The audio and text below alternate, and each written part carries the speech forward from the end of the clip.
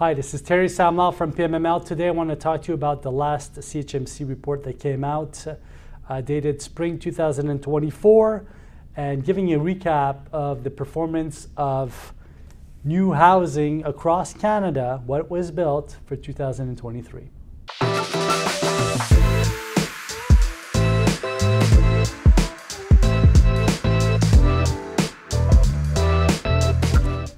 So, one thing that comes out from this report is that the quantity of single house dwellings has dropped significantly across Canada, but the number of multifamily apartment units that are built has increased importantly, notably in Toronto, Vancouver, and Calgary.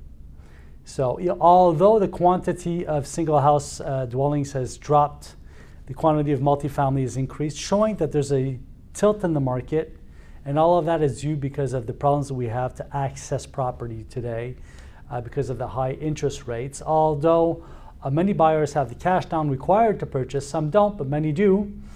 The qualification rates to be able to get a loan are too high, and a lot of the tenant base, basically, which normally should have purchased a home, now is discouraged, is more looking toward renting an apartment on the mid to long term.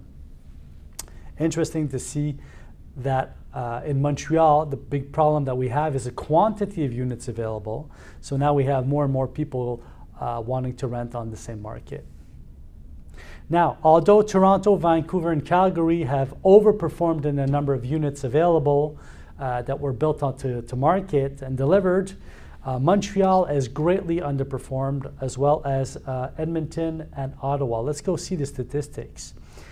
Now, if you're looking at Vancouver last year and you're comparing 2022 to 2023, the quantity of units built in Vancouver, in the RMR, the greater area of Vancouver basically, is almost 33,000 units.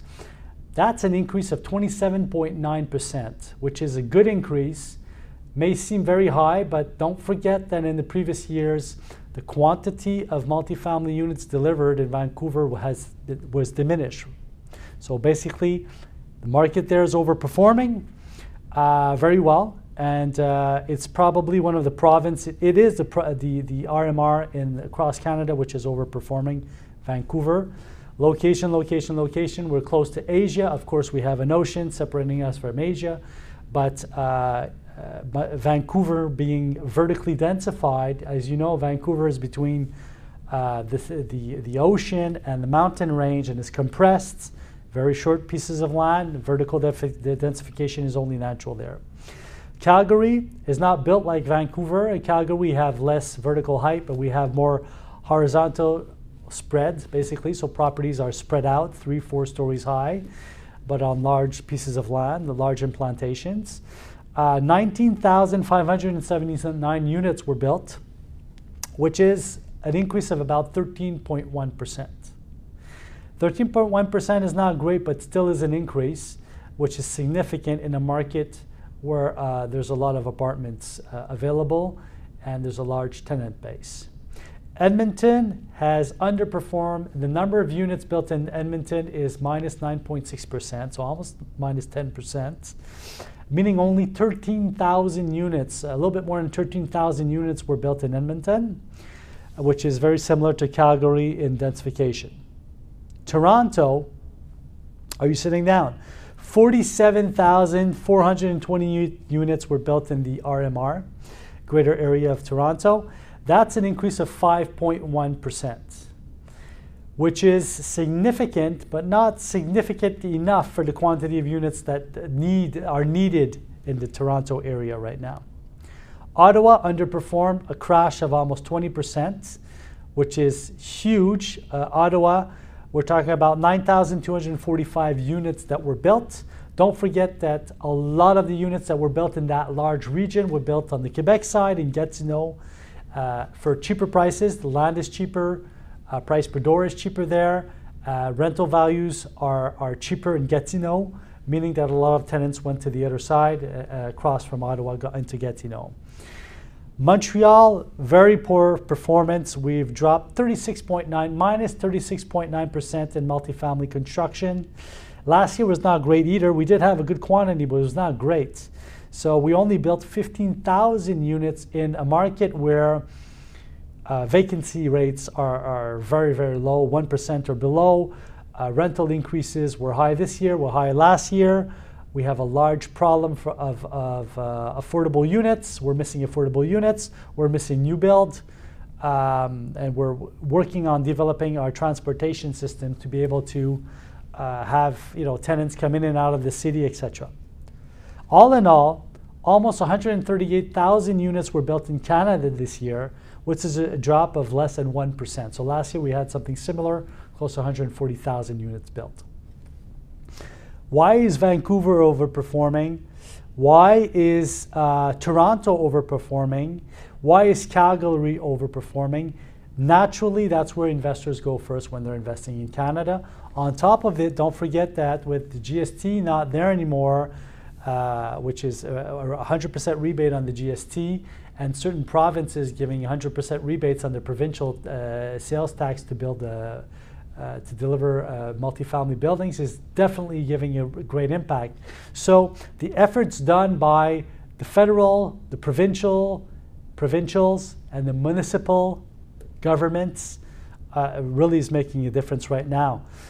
So there's money being pumped in by the federal, of course. There's that GST break, which definitely gives a good impact. There's affordable housing that's backed by the federal government. Certain provinces are having that funding also given by the provinces. Here in Quebec, we have different programs.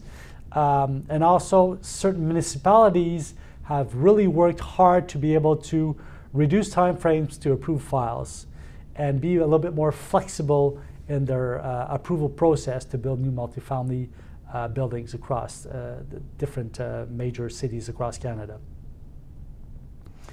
Now, in Quebec, what's going on? First of all, we have construction costs which have risen. Although certain costs have dropped, but the soft costs are still very, very high. Then we have development costs, which are high in Quebec here, construction costs. The quantity of workers available to build, the builders available, are very low right now.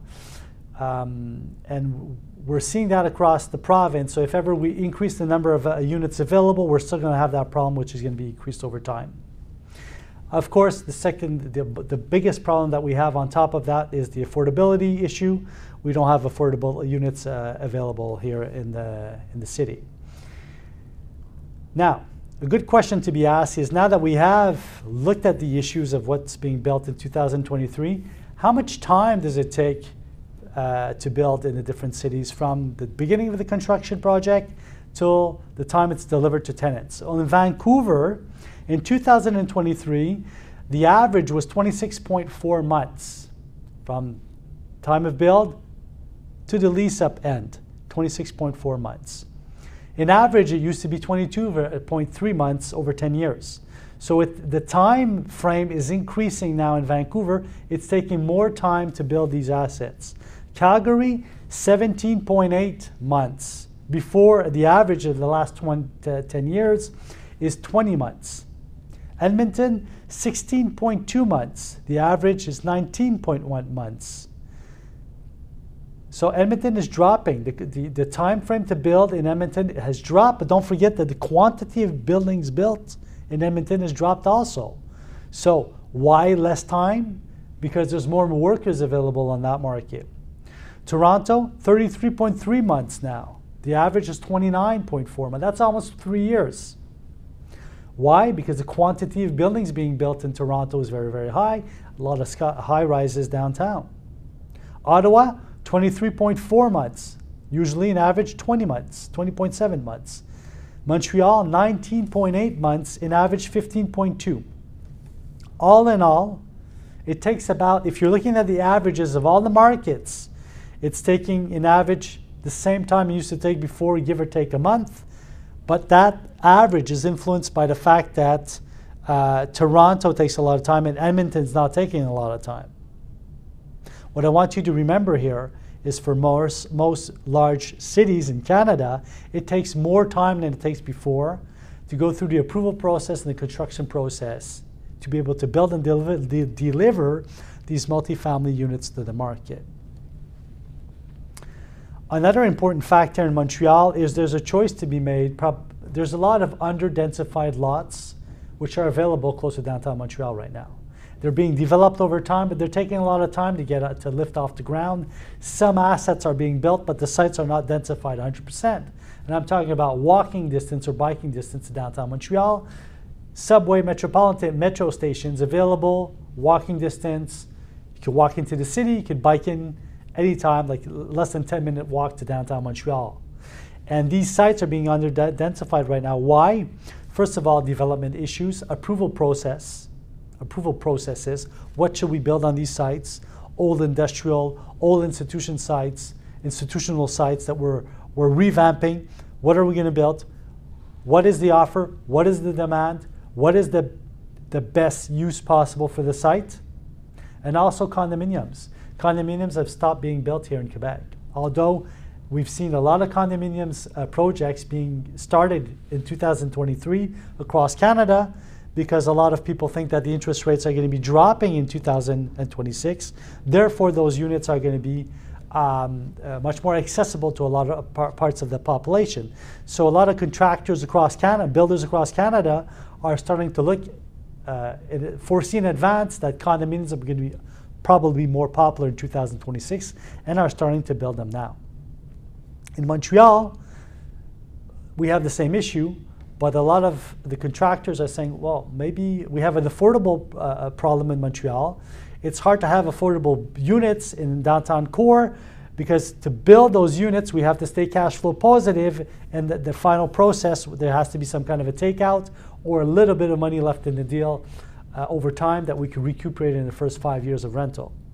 That's not the case right now, so that's where we have a stop. The QST is always applied on these buildings. That hurts a lot. You know that the provincial tax here in Quebec is pretty high. That does have an impact and renders Montreal, a greater area, much less in performance and compared to other major cities across Canada. So a lot of contractors are saying, builders are saying, well, you know what? Let's wait a bit. Let's wait a year or two.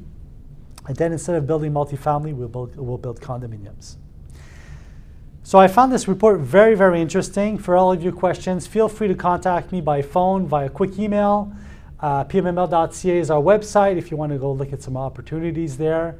And from now to the next time we see ourselves again, have great success in all of your real estate adventures. Take great care.